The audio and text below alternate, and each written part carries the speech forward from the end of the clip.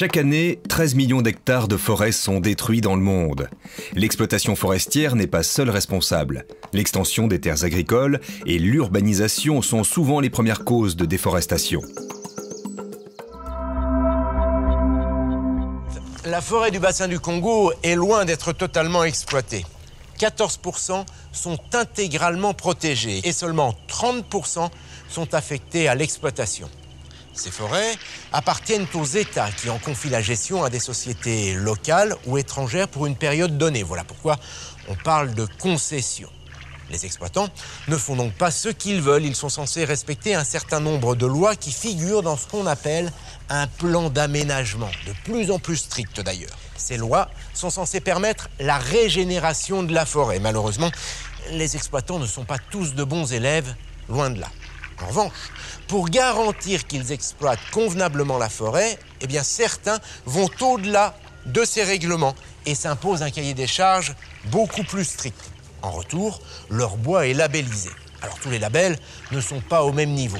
Parmi eux, le FSC est assurément le plus exigeant, tant au niveau de la biodiversité qu'au niveau de la prise en charge des populations locales.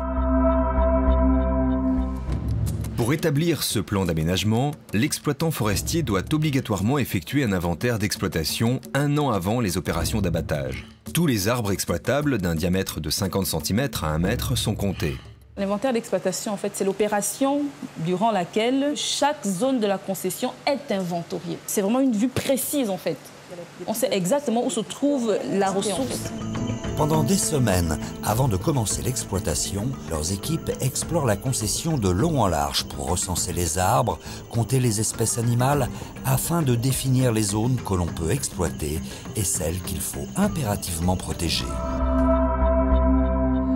En fait, pour permettre à la forêt de se régénérer, la concession est divisée en parcelles, une trentaine. Chaque parcelle est exploitée pendant 1 an. Puis, les bûcherons l'abandonnent et passent à la suivante. Ils ne reviendront dans cette parcelle que dans 30 ans. De cette manière, ils sont censés laisser la forêt se régénérer. Ça a un rôle, la forêt. Le rôle économique est assez important. Il a son rôle écologique qui est très important pour l'humanité.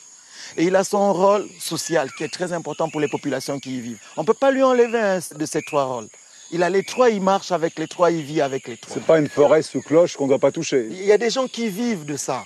Il ne faut pas que les gens meurent de faim dans leur milieu parce qu'il faut conserver, Non, on conserve ce qui est délicat, comme quand on a un capital, on bouffe les intérêts, mais on maintient le capital pour ne pas tomber en faillite. L'entreprise a l'obligation de prendre en charge la population locale. L'entreprise a contribué à mettre en place une briqueterie pour construire des maisons neuves, une école, une église, une radio communautaire, une banque, des grands frigos, des commerces et le seul hôpital de la région. Bref, la population locale doit elle aussi bénéficier de l'exploitation de la forêt. Je suis en contact permanent avec les populations riveraines. Donc je fais ce qu'on appelle la médiation sociale. Justement, c'est à travers nos réunions, comme celle-ci par exemple, qu'on a le temps de former, de discuter, d'échanger. On est d'abord venu sur le terrain, on a identifié donc avec les populations, est-ce que vous avez vraiment quelque chose d'important qui se trouve à l'intérieur de l'UFA et que vous aimeriez qu'on préserve lors de l'exploitation. Et après l'exploitation, maintenant, on fait une mission conjointe toujours avec les communautés qui nous accompagnent pour vérifier effectivement qu'après l'exploitation, on a préservé le site. Avant de commencer la coupe, une carte est établie en accord avec les Bahaka. Elle recense tous les arbres qu'il faudra épargner. C'est un véritable contrat entre l'exploitant et le peuple de la forêt. Cette initiative, parmi d'autres, a été lancée par des ONG qui incitent les entreprises à mieux gérer la forêt et ses ressources. En contrepartie, ces compagnies obtiennent un label pour leur bois. Nos estimations de l'impact de l'exploitation, on s'est rendu compte que le nombre d'arbres abattus dans la forêt provoque moins d'1% de dégâts. Donc, le simple fait d'abattre provoque moins de dégâts. Par contre, les autres types de dégâts, c'est le débardage, c'est l'ouverture des routes. C'est tout ça qui donne maximum un total de 7% de dégâts sur la forêt. Tous les aspects environnementaux ont été pris en compte, que l'arbre ne tombe pas dans une rivière, s'il y a une rivière aux alentours, et surtout qu'il ne détruise pas les autres arbres qui sont autour. Sur cette petite parcelle de 30 hectares, vous allez couper combien d'arbres? Une moyenne de 20, à moins d'un arbre à l'hectare, en fait, exploité, tous les 30 ans. Et vous reviendrez dans 30 ans ici? Voilà, on fait du prélèvement. C'est pas une déforestation du tout? Non, c'est vrai qu'il y a quand même modification de l'environnement, c'est évident, mais on ne peut pas parler de déforestation. Parce que c'est vrai que les forestiers étaient toujours très attaqués, ils n'étaient pas très fiers de leur métier souvent. Écoute, quand un forestier, un bûcheron français coupe un chêne, ça ne râle pas. Mais quand on coupe ici, ça râle. Nous, on est responsable, on fait de l'exploitation responsable, on veut le faire proprement, on le fait avec des méthodes d'aménagement, donc on est fiers de ce qu'on fait. Vous voyez là un certain nombre de renseignements qui vous donnent la zone dans laquelle a été produite. L'assiette annuelle de coupe 2206, ça veut dire que c'est dans l'unité forestière d'aménagement numéro 2, l'unité forestière de gestion numéro 2, l'assiette annuelle de coupe numéro 6. Donc on pourra la retrouver, on pourra même retrouver la position précise de sa souche, l'endroit où elle a été abattue, comment elle a été abattue, par qui, à quelle date.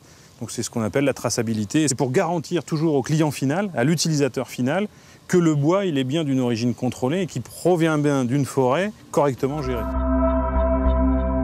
Les consommateurs ne peuvent plus passer à côté de ces produits. Ils sont présents dans toutes les grandes enseignes et facilement identifiables. Certes, ils sont parfois un peu plus chers, mais ce surcoût, on l'a vu, est justifié. Il permet de financer toute une série de mesures indispensables pour préserver la forêt. Tout le long de la chaîne de traçabilité, c'est-à-dire du distributeur jusqu'au producteur, en passant par les négociants, le fabricant et le forestier, nous avons toute une chaîne de traçabilité. Et cette chaîne de traçabilité prouve, avec le certificat FSC, que ce bois provient d'une forêt gérée de façon responsable. Une fois de plus, on met l'acheteur face à ses responsabilités. L'acheteur a la possibilité de dire « moi, je veux savoir comment ce bois-là a été exploité ». Comme pour dire encore, le consommateur est responsable. Il a la gestion des forêts entre ses mains, où qu'il soit à travers le monde. Qu'il soit à New York en train d'acheter un meuble, qu'il soit à Paris en train d'acheter une rame de papier, il a la responsabilité de la gestion des forêts, loin en Afrique, loin en Malaisie, loin à travers l'Amazonie ou le bassin du Congo. Maintenant, il faut des ressources, il faut des hommes à l'intérieur de ces exploitations, à l'intérieur de ces entreprises, pour leur apprendre les méthodes que nous, on exigeait quand on était de l'autre côté. Et puis vous aussi, vous avez à apprendre d'eux. Voilà, on a échangé. Il faut dire que les forestiers connaissent aussi la forêt parce qu'ils l'exploitent depuis des années. Donc il faut être ensemble pour pouvoir améliorer la forêt. Il ne faut pas qu'on se lâche, il ne faut pas qu'on dise c'est la responsabilité des autres. Il faut que tous les acteurs se mettent ensemble. Vous voyez, c'est possible de gérer durablement des forêts. Nicolas Hulot, comment vous jugez, vous Non, mais c'est la démonstration probante qu'on peut rendre compatibles les enjeux sociaux, les enjeux économiques, les enjeux écologiques. Voilà, il faut avoir un regard un peu porté sur l'horizon et dans la durabilité, y compris dans la rentabilité, hein, parce que quand on exploite la forêt comme on l'a fait pendant très longtemps, on coupe la branche sur laquelle on est assis. Voilà. Mais il en est de l'exploitation forestière comme de la production agricole. On peut faire autrement. Hein. Je sors toujours la phrase de Théodore Monod, il dit l'utopie, c'est pas ce qui est irréalisable, c'est ce qui a été irréalisé. Voilà. Et preuve en est, ça marche.